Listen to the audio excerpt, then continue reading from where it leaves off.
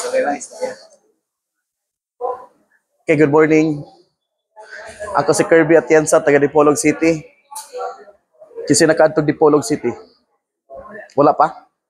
Dipolog City, gitawag na siyang Twin City sa Dapitan. Kaya ang Dipolog ug Dapitan gatapad ra 15 minutes. Dapitan. Dayon, moadtog Dipolog 15 minutes. Dipolog. So, kung ka-familiar mo ang dakak, kay nanas Dapitan. So, doon na po na sa Moas Dipolog. So, sa ako ka-registered nurse, profession, dinahimo ko broadcaster, dinahimo po ko acting coach. Acting coach ko sa mga artista. O kinsay gusto mag-artista, kaniadto, no, dugay ko anang gatudlog acting. Acting coach. Layo ra kay no nurse, din acting coach. Din karon naabot og Davao. Ngano ka? Ato nang hisgutan karon. So atong paghisgutan karon dili naggubat sa Israel o sa Iran. Kun dili kaning gubat nga naa sa ato ang kasing-kasing na buhi. O kani nga gubat mo kani gitawag nato nga addiction. Matag usa ka nato, no, unconsciously or consciously aware ba ta or dili, pero naatay gina battle every day. According to the American author and writer Dr. Harold J. Sala, he said, the greatest battles in life are not fought on the world's greatest battlefields, but they are fought within our own hearts. Ako otrohon, no? According to Dr. Harold J. Sala, an American author and writer, he said, the greatest battles in life are not fought on the world's greatest battlefields, but they are fought in our own hearts. No, ang pinakadako nga giyera sa kalibutan wala kini giaway sa pinakadako nga battlefield. Kundili naa sa ato ang kaugalingon. Kasing-kasing. Every day we are struggling. Every day we are klase-klase, no? Nga mga panagbugno ang ato ang giatubang. Naiuban ka nato nagsuffer og sa tawag nato anig loneliness. Kami naiuban ka nato ga-suffer og burnout. Kapoy na sa trabaho. Naiuban ka nato nagsuffer og boredom. Giburinga nas kinabuhi, wa nay lami ang kinabuhi, pabalik-balik na lang. Naiuban ka nato na nag-struggle sa physical nga mga sakit, emotional ug uban pa. Og kining atong paghisgutan karon mga kaigalaan ko diri sa Davao, usa kini ka sakit sa addiction, because as what they have said, addiction is a disease. So ako kaning giuluhan og rehas at rehab. From addiction to redemption, my story of recovery. By the way, what is addiction? Kung makadungog mo aning word nga adik-adik mo na si kuan ay padula na. Ha kana si mamo kano? Kanang ga face mask adik-adik na. Ay mo padula na. So what comes into your mind or what is associated kung makadungog mo aning word nga adik-adik? Di ba droga? No, drugs.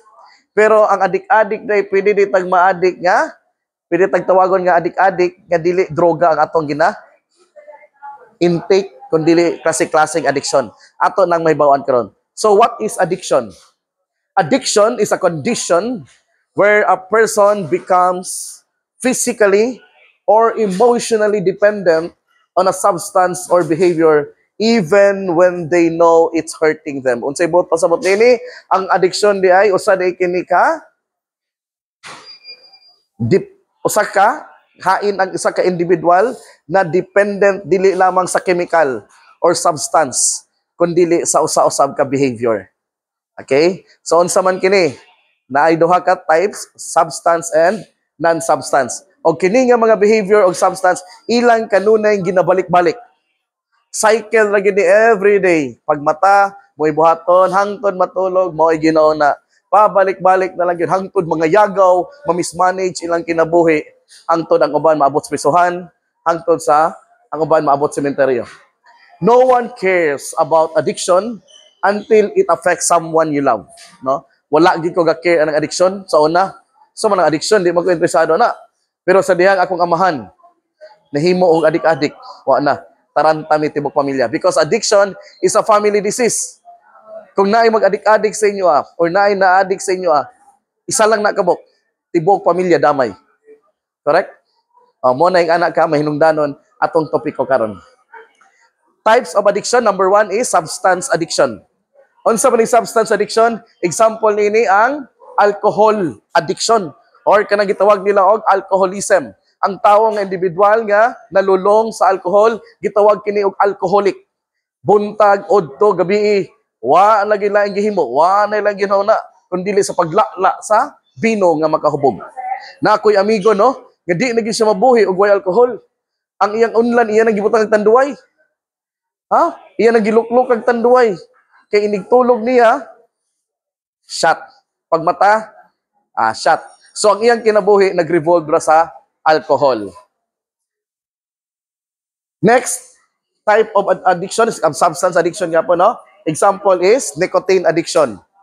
Unsa man ning nicotine addiction? Makuha nato ni siya sa pagpanigarilyo o pag-vape. Okay? Cool kayo tanaw, no? Mag-vape-vape. Okay? Sigarilyo. Unsa may makuha ni nga bulhot naman tag-aso. Ang nicotine ang presence ni makapa-addict. Mo kini gipangita sa mga tawo kay matod pa nila ang sigarilyo daw kay makahatag og relief. Paspasan nato. Next is drug addiction. Kani mo'y pinaka-popular, usa sa mga popular nga addiction which is drugs addiction. So kaning drug addiction, okay, diri sa Pilipinas ang drug of choice no is shabu. Hydrochloride methamphetamine. So mao to siya methamphetamine, okay, abuse of heroin, cocaine, marijuana, ug uban pang mga prescription nga mga painkillers. Of effects, overdose, organ damage, legal issues, financial ruin, no? So ang epekto niini syempre ma-overdose, organ damage, heart failure, and legal mga matters, mapriso, og financial ruin. No, daghan kay kog mga drug addict nga mga kaila nga karon wala na. Rock bottom. Unsa ning rock bottom? Tumba na ang ilang properties ug uban pa mga kaptangan, kurot og pamrinda, pamaligya gumikan sa ilang bisyo sa droga. Next type of addiction is behavioral addiction. This is what we call non-substance. Okay? Behavior giniya no nga na habit na niya og di na siya mahimutang og dili makasugal. And the example of this is compulsive betting, online gambling, and casinos. Remember that today, no, dili na ta kinahanglan nga moadto pa sa tarian, di na ta kinahanglan mulakaw or moadto pa magsakay. Kwaon lang nato ang atong cellphone, nalay internet, nay wifi, ug nay application sa mga gambling. Gamble application, no? Ato lang pinduton sa atong cellphone, pwede na ta makasugal. Nalantay GCash, nalantay mga bank online, okay? Inyong 100, sugod po nas piso-piso. Piso-piso sa hangtod mahimog 100, hangtod mahimog 500 sa kalibo, hangtod minilyon. Gani na ko'y nahibaw-an mga kaigsunan, mga higala ko, no? Nga hurot ang iyang property, iyang mga sakyanan, iyang mga balay, iyang mga kayutaan nga hurot. Wala na gyud siya laing option nga ibaligya. Iyan na lang giprinda ang iyang asawa. Na tuo na ngang iyang asawa iyan na lang giprinda in taon. Kay wala na magyud siya laing source para masugal. So, mo ni siyang epekto, of course, bankruptcy. Number 2, relationship problems, away sa magtiayon, and legal trouble, nalubong sa utang, nalubong sa mga loans, nalubong sa mga lending, gumikan kay sige na lang yung pangutang para naay isugal. This is a very highly addictive nga addiction, gambling. Careful tana mga higala. Next kind of addiction, behavioral addiction, is internet addiction. Kaning internet addiction, no? Mga higala, walay exempted ani. Bisan pag habal-habal driver, bisan pag kinsa ka, there is no respecter of person. Walay giila basta na internet gyud, no? Murag atong kalipay nadikit na diha sa internet. Kung wala na tay internet, magulano na. No? Kaya ang ato ang joy, ang atong happiness, atong kinabuhi, naka-attach na sa internet. Ug wa na internet, ang sa mahitabo, loneliness, boredom, restlessness, di na mahimutang kay hinay siguro na kinsa na katoy ni like nako oy nindot ra ba kay tong post gabi gwapa ra ba kay katong post nako selfie pila na kabuk nag like adto di na mahimutang. And of course unsay may epekto nini sleep deprivation, kulang nagtulog kay kanunay lang naka-browse sa internet. And of course, poor academic performance para sa ato mga estudyante. O para po sa mga nagtrabaho, dili na kayo maka-function sa ilaang responsibilities trabaho. Gumikan kay kulang sila og tulog. That is the effect of internet addiction. Next is gaming addiction sa itong mga kabatanunan. Sa itong mga kabataan, nag-edad og 7, 6, no, nanay mga gadgets. Kabalo na sila kaning gitawag nila og gaming addiction. Nga addict na ning Roblox. No, mangayo tag 100, 500 akong anak 7 years old. Tingala ko sige magpangayo og 159. Hangtod nangayo og 699. Unsaon man nimo ninak? Siya naa di koy dula dadi. Ang akong dula nga gikabuangan kaning gitawag nila og Roblox. Akong gitan-aw ang iyang cellphone bisag unsaon gid og subot. Di na ko ka-relate, no? Kaya nga naman, kaya ang mga bata karon mas high-tech ang utak nila in terms of gaming addiction. Kaya kayo mga magulang, no, mga parents, careful mo niini sa inyo ang mga kabataan. Nga naman, ang epekto niini sa atong mga kabataan, dili na ganahan mo sulod og klase. Mosulod maganing klase, pero ang huna-huna wala sa maestra, wala sa lesson. Kung di lang ginahuna, kunya inig-uli nako makadula na pod ko sa ako ang paborito kayo nga gaming online. So health problems, kulang og tulog, wala na, di na kayo ilang kinanan, wala na, dili na regular. Mukaon karon unya dili na pod kay ilang gihuna-huna, kanunay ra gyud sila magdula og games online and social withdrawal. Next type of addiction is social media addiction. Kinsa may mga addict diri sa social media? What are the social media platforms in the Philippines? Number 1 is Facebook, Instagram, Twitter, og TikTok. No? Mabuhi ba ta og wala na Facebook karong panahon na? Kinsay walay Facebook karon? Account. Ako hatagag 500. Ha?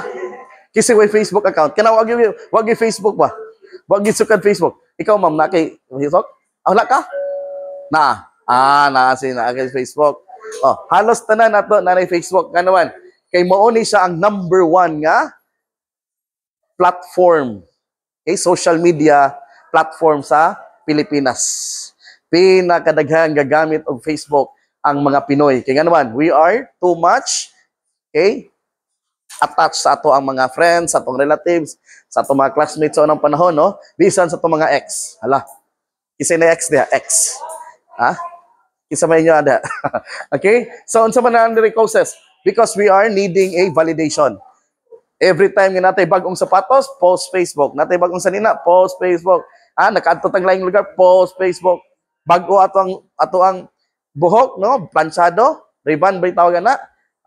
Brazilian. Post sa Facebook. Nga naman, because we are desiring to be recognized, to be appreciated, to be acknowledged, no? Nga, we are valuable. Next kind of this effects is anxiety, depression. Ma-depress ta sa social media. Nga naman, sige ra kag too much ra gini tanaw-tanaw sa Facebook, hangtod madugayan nimong tanaw, ang imong makita ang katon nimong classmates sa unang panahon nga wala gyud ayo, pero karon tuwa na sa abroad. Sige na kag-compare sa mga kagalingon sa uban. Ngano man ni sila, hayahay naman kay ni. Ilang pamilya malipayon. Sige travel. Maabot karon Singapore, sunod semana tuwas Japan. Pag human sa Japan, tuwa na sa Malaysia. Pag human sa Malaysia, tuwa na sa Indonesia. Pero ako nagpabilin sa Davao. Because we kept on comparing ourselves through social media. Makita nato sila nga maayo kayo ilang achievements, pero ikaw nagpabilin na sa Davao. So mao kana siya mga epekto sa social media, especially sa Facebook. That's why we encourage you to give value on yourself. Never compare yourself to other people, especially sa social media. Kaya wala sa social media nag-ingon nga, pubriha kin ako, uy. Diba? Kita pa mo niingon, anak.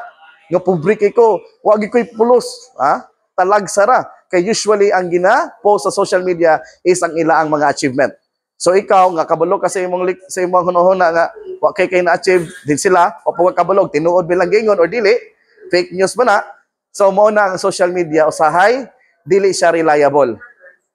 That's why, if you want, no, kinahanglan balance lang atong paggamit sa social media. O pagtanaw ninyo, nga makahatag ninyo uncomfortable feeling. What is uncomfortable feeling? Dili na maayo ang inyong gibati. Bitter na mo sa iyong life. Nga naman, kay makita ninyo, daghan kaayo sa inyong mga friends nga, maayo og panginabuhi diya sa social media. So, what will happen? Depression, low self-esteem. Ubos na inyong pananaw sa inyong mga kaugalingon. Next type of a kind of addiction is kuhita inyong mga asawa bi kung naa ba sila ani? Ha? O inyong mga bana kuhita og naa ba sila ani? Kani siya nga klaseng addiction gitawag nato og shopping addiction. Na-addict sige pamalit og mga sanina, na-addict sige pamalit og mga bag, sandal, sapatos, pante, bra. Bisag unsa na lang pamaliton, basta kay makita nila. Dili lamang kini sa mga mall makita, dili lamang sa mga butik, kundi dili sa online gamit ng cellphone. Shopee, Lazada. Okay, unsa pa ng mga platform sa online shopping? Shein. Sige nag-add to cart. Hangtod sige na lang og order sa online, wa na siya kabulong ang iyang ibayad, kato na lang ibayad para palit og bugas. Wa na kapalit og bugas ang banang anwan. Kay sige hututan sa asawa, kay sige nagpalit og item sa shopping online. I hope wala na diri karon. So unsa may causes dinhi? Emotional void, instant gratification. What do you mean by instant gratification? Karon lang malipay ba? Ang imo ang giapas ang kalipay lang karon pero ug mamahay na. Nga naman, kaya sa nina inig-masuot na nimo kausa, kaduha, pagkatulo daan na natanawon. Buwala na nang ma-feed. Munang akong gi-prefer mo palit na lang og ukay-ukay nga tag 20 pesos. Ibahala pagbalik-balik ko na akong kalima kapulo o mawala okay ra. No, munang dili ko palit og mga bench kay di po ko number 1 dili ko ka-afford. Pagkaduha, kabalo ko nga madaan na pud siya. At least og tag 20 okay-okay, bahalag mawala o madaan, di ra kay magmahay. Okay? So karon, unsa may mga effect niini kung sige ra tag na-addict ta sa shopping online? Of course, debt, utang. Daghan kitag utang, daghan kitag loan. So say di na nato bayaran kay ganun. Atong giuna-una ang mga butang nga wala man day pulos. Ikaduha, guilt, clutter, relationship issues, sige away sa inyong mga bana o mga asawa, gumikan kay na prioritize ang shopping kaysa mga basic needs. Careful ta, mga kaigsunan, mga higala, aning klase nga addiction nga gituwag nila og shopping addiction. Next kind of addiction ay mong tanaw sa ako Ay mong tanaw. Unsa man ning sunod? Ang saring addiction is food addiction. Wala exempted nini. Bisag ako. Ganina lami kay ikaw og inunon oy. Nya tan-aw nako sa inunon tapad bulad, napag itlog nga paborito nako. Iko hurot nagiunom ka rice na pud ani. Ako na lang nitabo ko sa pikas tindahan, akong gikaon tulo ka saging na lang. Pagsakay na kong jeep ko, hay salamat. Pero karon sige pa kog hunahuna sa inunon og rice. Nga naman, gumikan kay ang tao, ang nature niya is dili makontento kung unsang iyang gilabon, no? Bisan og busog, wa kakita na lechon mo no, kinilaw sinog ba, hab-hab na pod. Bisan og alas 12 tingka tulog. Magkutoy ang tiyan, gutom magiri di mahimutang. Mo gawas gyud kimo palit. Na pud tay mga online nga order sa food addiction. Okay, food, mga pagkaon. So muna karon ang atong sweldo dali ra mahulot kay naman daghan na kay mga milk tea. Daghan na kay mga coffee shop. Okay, daghan na kay mga burgers diya nga tagtuig unsa buy one take one. Okay, bahala na kay ako lang yung kaugalingon ako hunaon, okay, makaon ka. So what will be the causes of this? Emotional distress and reward system dysfunction. And what will be the effect of obesity? Manambok. Okay? Pareho na ako. Dako na kay ko. Kay sige ra kaon. And of course, diabetes, heart disease. Next kind of addiction, behavioral addiction still, is what they call sex addiction. Di makontento. Bisag na ni asawa, kingita lagi pug laing asawa. Nanay laing bana, nay bana, ang ngita na pug laing bana. So, what will happen? Sa mahitabo nini? Of course, basta multiple partners, more than one, ang imo ang partner sa sex, it will cause relationship, it will affect nini relationship breakdown, STD, and of course, worst, AIDS. Next kind of addiction, pornography addiction. Why pili ning pornography? This is also a very powerful addiction. Kaning naa sa tong cellphone karon, no? Di na ta kinahanglan mo atong sinihan. Ang tuig 90s, year 1990s, mo adto pa mig sinihan. Kay para mo tan-aw og mga salida nga dili angay tan-awon. Pero karong mga panahon na sa atong generation karon, no? Sa atong cellphone na lang tay internet, na lang tay wifi, na lang tay i-download nga app. Pwede na tayo makakita og mga salida nga dili maayo lantawon. Okay, erectile dysfunction cause effects and relationship dissatisfaction and of course, anxiety. Still under with behavioral addiction, exercise addiction. Okay, too much exercise. Sige na nag-exercise. Di na mulis balay, kaya nag-exercise na lang yun. Kaya yung awaton ang lawas ni Jericho Rosales. Iyag yung awaton ang lawas ni Piolo Pascual. No? Ang iyang mga anak nagkagidlay. Ang iyang pamilya, wala atiman. Ang iyang balay, hugaw na kay wala gyud limpyo-limpyo, kay tuan na lang sa gym. Dili man sayop ang exercise. Maayo man ang exercise sa lawas, pero kung too much, too much exercise, diha na lang gid imong kalibutan, it's not healthy anymore. Next, behavioral addiction, gihapon, is what they call work addiction. Sige na lang trabaho. Di gyud mo undag trabaho kay mahadlok mahutdan og kwarta. Mahadlok mapulihan sa iyang posisyon. Sige na lang yung trabaho. Overtime karon, bisag Sunday, bisag holiday, trabaho gihapon. Because he is addicted with his job. This is not good anymore. Why? Because working excessively will cause, of course, health problems. Sige trabaho pero wala naman na siya pahulay-pahulay. Sige siya trabaho pero iyang asawa iya naman ding napasagdahan. Wala na siya panahon sa asawa. Wala na siya panahon sa mga anak. Iyang pamilya kulangan og gugma gikan sa iyang man. Kay tuwa na siya sa trabaho, sige nakapokus sa iyang trabaho. Next kind of addiction is emotional or psychological addiction. Kaning inga addiction gitawag nila og usa sa emotional is love addiction. Basta love na gani ang hisgutan mga kaigsunan labi na mga batanon, magkisi-kisi na gina siya. Pero ang love di ay dili na siya maayo og too much. Karon kay di naman nimo love ang imong kaugalingon kay mas love man nimo ang relasyon, bahalag kulatahon sa uyab. Bahalag kulatahon sa bana. Bahalag ang bana nakita niya na naa nila and chicks pag dito nagchat-chat pero martir nagpakahero nga naman para saya mo na gid ni ang tinuod nga gugma. Pero wa siya kabalo nalimot siya, no? Nga we have to love first, take care of our emotion, take care of ourselves, take care of our physical tanan. Pero because too much love, okay? Addicted into love, mahadlok siya biyaan. Kay para saya kaning tawhana ra gyud ang akong kalibutan. Bahala og abusaran siya, bahala og gitadyak-tadyakan na siya, bahala og tamak-tamakan, gikulata, nagka-black eye na, pero di gid mo biya. Okay? Nga naman, kay ang iyang hunahuna, mao gid ni ang akong gihigugma, which is not healthy anymore. Next kind of addiction under sa emotional or psychological addiction is the approval or validation addiction. Kanunay lang kita magpapansin. Kanunay lang kita gusto nga i-acknowledge, i-validate. Ganun man kaning Facebook, na-addicted ang tao niini. Na-addicted ang tao sa Facebook, social media, kay in the last days, people will be lovers of self. So naa naman ta sa last days karon, no? Sige ra gitag pakita bago atong relo, bago atong kwintas, bago atong tanan. Gusto ta i-validate always. So, next, relationship addiction. Atong paspasan, mistaking addiction, smartphone addiction, streaming addiction, virtual reality addiction. Key take away, my friends. Addiction is not only about substances, but also behaviors. Each type requires awareness, proper diagnosis, and customized treatment. Early intervention is crucial. My dear friends here in Davao, I was addicted into drugs, alcohol, for 23 long years. Gasugod kog take og shabu, year 2001. Sekswaan na giundang-undang. Muhilak na ko sa Ginoo. Akong mama, ako nang hilakan. Lami magyud kaayo, no? Ang shabu.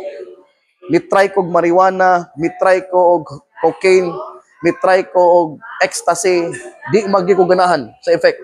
Way lami, pero sa dihang nitry ko og shabu. Nabuang ko sa shabu. Buntag, udto, gabi, hangtod na lang pagkaugma. Sige rag shabu, inom. For 23 long years. Morning nga naa ko karon sa atubangan. Kay gusto na ko ipakita kung unsa ka devastating, unsa ka miserable ang kinabuhi kung mag-take ka, speaking for myself, og drugs and alcohol. At that time, for 23 long years, my life was full of pain. My life was full of darkness. My life was full of brokenness.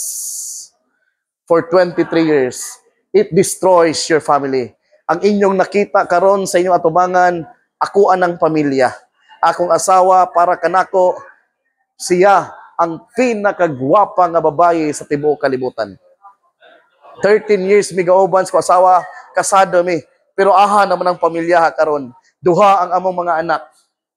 Aha naman ang pamilya ha karon. Nabungkag na na mga higala. Nawala na na karon nga pamilya. Nga naman, because of my addiction. My addiction to drugs and alcohol. Addiction can cause broken trust. Addiction can cause arguments and emotional pain. It can lead to separation, divorce, and broken relationship with children and parents. And in many cases, the entire family becomes emotionally and financially drained trying to help the addicted person. Kaning akong eldest son, kana si TJ, member na sa Going Bulilit, o kabalo po mo sa una, kakita mo anang Going Bulilit sa TV. O, member na akong anak, mag-uban mis ko asawa, madto mi sa ABS-CBN, nga na pa siya yung mga commercial model, pero gisayang nako. Kaya nga nakafocus ko sa drugs, nakafocus ko sa ako ang addiction. Ako, usa ka movie director, usap ko ka film director. Pero before ko nahimong film director, nahimo usab ako acting coach. Ako'y tigtudlo og artista, tanang mo gawa sa Pinoy Big Brother, tanang Star Magic, og tanang gusto mo sikat. Muagi na ko akong tudluan og acting. Pero ahain naman ni nga trabaho karon mga higala, wala na. Member ako sa KDPP, kapisanan man nagdirektor ng pelikulang Pilipino. Kauban ako sila Lito Lapid, Leo Martinez, Imelda Papin, Liza Dinyo, o uban pang mga veterano ng mga artista. Pero karon wala na ng trabaho because of my addiction. Addiction affects concentration, decision-making, and attendance at work. Many lose their jobs due to poor performance, absenteeism, or inappropriate behavior. It damages your professional reputation and financial stability. Kanisya, ako na hindumduman. Okay? Movie na. Batang Jesus, ako ang director, muna ako artista, pero karon wala na tiwas ang movie, may gasto og 20 million pesos na hurot because of my addiction. Saloy ang kwarta, bankrupt. Wala na tiwas ang movie. Ako na, kana nasa bangko. And it destroys your life. It destroys your health. Addiction harms your physical and mental health. It increases the risk of serious diseases, injuries, accidents, and even early death. Emotionally, it leads to shame, guilt, anxiety, and depression. And of course, spiritual bankruptcy. It will separate you from the love of God. Mawala ang imong relasyon sa Ginoo because of addiction. And I made my first crime in the year 2022. Nakabunal ko og tulo ka mga Koreano sa Boracay, Kalibo, Aklan. And that was the first crime that I committed because 5 ka adlaw wala ko'y tulog-tulog, 5 ka adlaw walay ligo-ligo, 5 ka adlaw walay kaon-kaon. Ang nagdumalas kong utok, nagdumalas kong lawas, droga o alcohol. Ug mao kini ang ako ang unang crime. Ako kana frustrated border. Kita ni mo na, usa ka nurse, acting coach, broadcaster, pero agi lang sa droga ug alcohol. Pagbiya sa kong asawa, guba akong kalibutan. Og mao kana ang akong nahimo nga crime. According to John 10:10, it says, "The thief comes only to steal and kill and destroy." Kinsa maning thief nga na-address Biblia, mga igsoon, kaning thief mo kani ang yawa. Mo kani ang Satanas. Unsa may gusto sa Satanas, tulo ra kabuk aktibidades ang gusto sa yawa mahitabo. Ang pagpangawat, pagkawat kung unsay naa nimo. Og ang pagguba sa imong kinabuhi og ang patay. Mao kanay gusto sa yawa. Gubaon niya imong kinabuhi, patyon nimo imong kaugmaon og imong kinabuhi og kawatan ka kung unsay naa nimo. But there is hope, my dear friends. God said, "I have come that they may have life and have it to the full." Even though addiction can destroy many things, through God's grace, healing, and second chances, a person can recover, rebuild relationships, restore their health, and live a new life filled with purpose. My dear brothers and sisters, after 23 years, na priso pag yung kaupat, frustrated murder, kadua acts of lasciviousness, katulod, violence against women and children, VAUSI 9262 RA, o ikaupat, damage of property. Pagawas na ko sa ikupat, giadto ko Usami City, girehab ko unom kabulan. Pagawas na ko sa rehab, unom kabulan. Pagawas na ko sa Usami City sa rehabilitation, October 17, 2023. Ang akong chanilas puro wala. Ang isa blue, ang isa pula. Buslot pa yung isa. Ang akong short, balik-balik na ko, unom kabulan. Kung akong t-shirt, gagisi-gisi na. Pagawas na ko sa rehab, kaya ni-graduate naman ko. Wa na'y nabilin sa ko. Akong asawa, wala. Akong mga anak, wala. Akong mga igsuon, nibiya na nako. Akong mama na lang, kung akong Ginoo ang nagpabilin. Wa gyud nibiya akong mama. Grabe ang gugma sa mama sa anak. Og akong Ginoo, wa gyud ko biya. Ang uban akong mga kabats, wa na nangamatay, nagipangtukang na. Tuwa na sa winteryo. Niingon ko kung kagulingon, October 17, 2023. Ako na lang, gaanak ko sa Usamis, sa terminal. Ingon ko, kung ako paning-imnan, pwede ko mainom. Gawas na ko sa rehab. Kung ako paning-imnan, og ako na puning suyupan og syabo, dili lang ko sa rehab puniton sa akong inahan.